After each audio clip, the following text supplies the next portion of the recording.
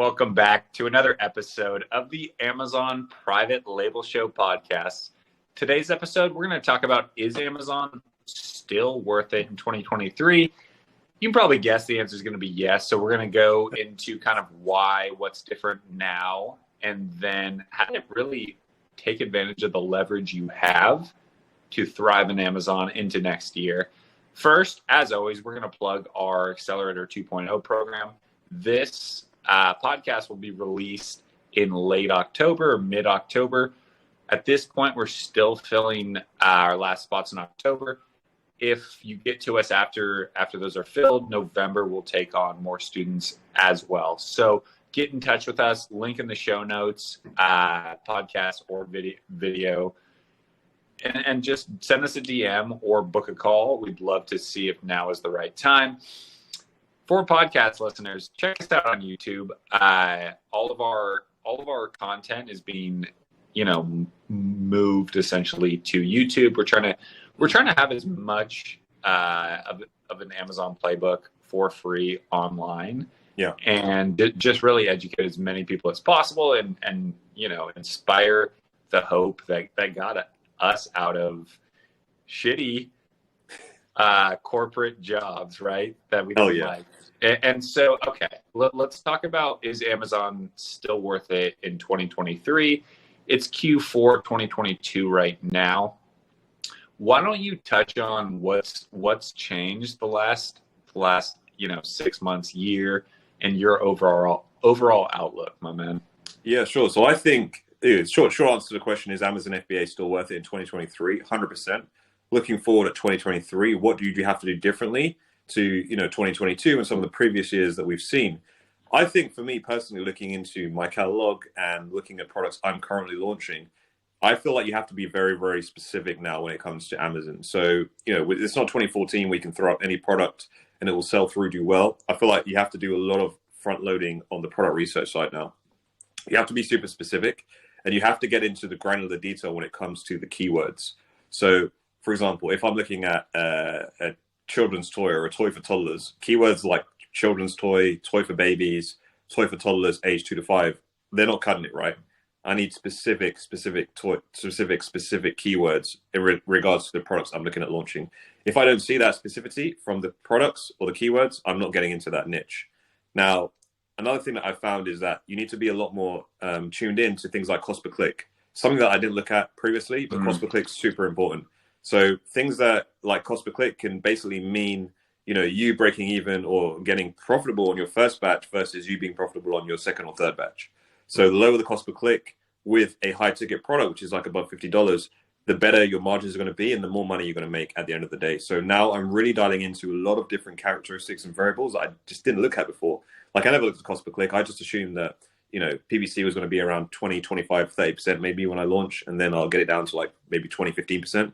But now, once I look into, CPC, it's game changer for me. Like now I love products that are like $60, $70 up with a CPC of below $1. Like that's money. For me, that's a perfect combination. So I'm looking into things like that. And then more on the keyword side, just revisiting that, diving in, like looking for highly specific keywords that, if I type them into the Amazon search results, I already know that what that customer is thinking. There's no chance that customer is going to get it misconstrued or anything like that. They know exactly what they want, and I want to be selling products that customers are searching for very, very specifically.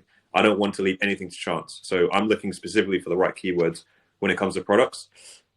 Margins, I'm looking for, whereas before I might have let something go with 30%, 35% margin. Now I really like kind of 40 to 50% and up margins. Very, very hard to get at the lower end of the scale, which is why I'm now looking towards a higher ticket products that are like 60, 70, 80, 90, $100+ If I can get into that realm, my margin is going to improve. I then have to sell less products to get the same amount of money in revenue and in profit, right? So I'm going to go for the lower hanging fruit. For me, that's high ticket stuff. So that's what I'm looking at right now. So there has been some changes in my approach and what I feel like the approach that new sellers should take to Amazon. But is it a question of whether I still think Amazon is relevant and still important, whether I still launch products in 2023? 100%. No question about it. And that cost per click, I want to tap into that for a second, because we've incorporated and Rye was big on that. And so I've incorporated that more into my own process. And then we ensure all of our students now are aware. Well, we essentially are aware for them, but not knowing what your marketing costs are going to be or not looking into it is the quickest way to make sales but no margin on Amazon. So that's something that has, I wouldn't say it's necessarily changed this year, but back in the day, anything, no matter what keywords you were ranking for, you were going to thrive. Now, just like Rye was saying, if you're not very specific with your product compared to what keywords you're targeting, the majority of people, or even just half of the people searching,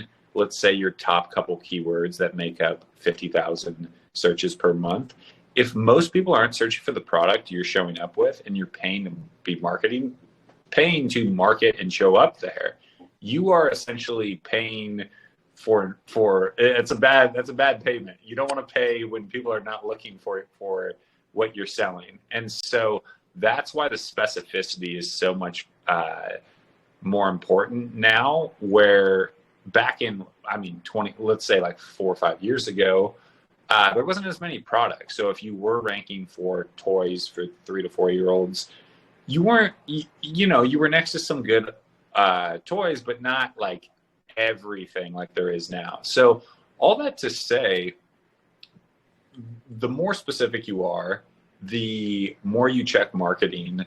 I would say there's no better opportunity, because, a crazy stat I saw was it's still just under 15% of sales in the US happen online. And so that's crazy. Like we think because we're in it all day that would be like 50, 60. It's not. So it's truly just getting started. COVID expedited that to a degree, but there's more demand than ever, and supply hasn't caught up. So the only other thing that changed in terms of last year to this year was the use of rebates. And so we used to, you can still technically use them, but it's like anything in the gray area on Amazon. Your account could also get suspended. You're towing the line. Back in the day, or all the way up till about a year ago, not even, you could launch a product and then go onto various rebate sites and then list your product. It's $50 on Amazon, listed on the rebate site for $20.22, but through the rebate site, everyone would have to go buy on Amazon. Then you'd credit the rebate externally. Amazon now banned those, and so that was one of many people's launch strategies. So you just have to be better. You just have to know what to do at launch.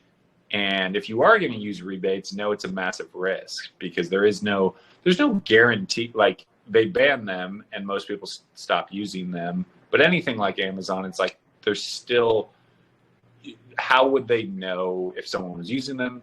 Probably not. All that to say, that's like, Amazon is more stringent than they used to be. So taking risks, living in the gray area, which a lot of sellers do, puts your account at risk. So play by the rules and only take risks if it's directly, one, you're comfortable with it, and two, it's directly generating revenue for you. Yeah. So I think that's a pretty good summary of what's changed and why overall we're still just, Q4 is about to come up. Business is thriving.